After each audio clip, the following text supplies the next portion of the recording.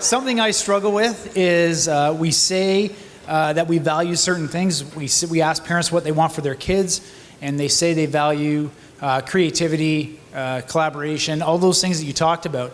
But yet we go ahead and measure other things, and we value other things, and we celebrate those other things. And that is a huge assessment gap for me. So how do you square that? How do you work that out in a district?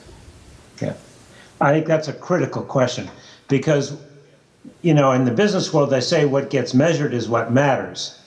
In education, we say what gets tested is what gets taught, because that's what we feel responsible for. I think there's several issues here.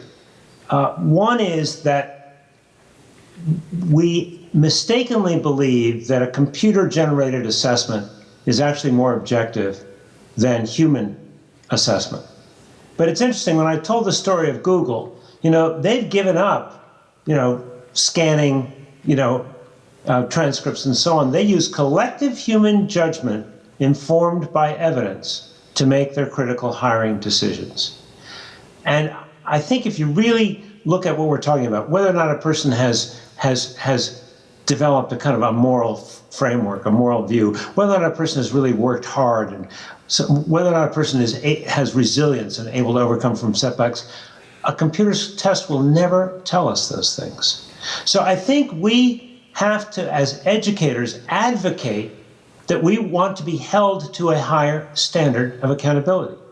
We want to be held accountable for what matters most. I have a simple motto: measure what matters most. You ask a community, what matters most is outcomes. What are the outcomes? Don't tell them about the 4 C's. Just ask your community, what are the outcomes that you think are absolutely critical that all young people must leave school with? And they'll tell you some version of the 4 C's. I've done it dozens of times over a decade. It's always the same. So then you say, well, guess what? We don't have tests for that, but we do have assessments, and that's the difference. We think measurement is always about a test. Well, assessment is ongoing.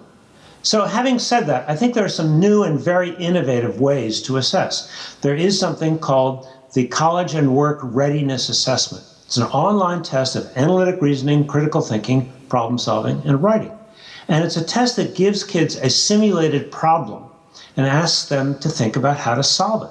It's a very, very good assessment. So we can use those kinds of assessments in addition to what may be the conventional test. Then we're also going to have to work with parents and the media to really understand the outcomes that matter most.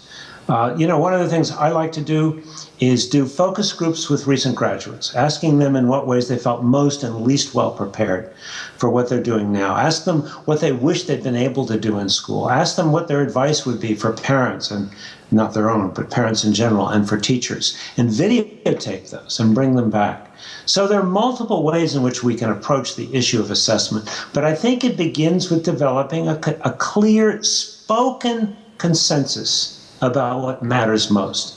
And then we educators say, okay, that's in fact what we're going to assess, and we're going to figure out how to do that through our R&D and through these other means. It's a great question. It's a critical question.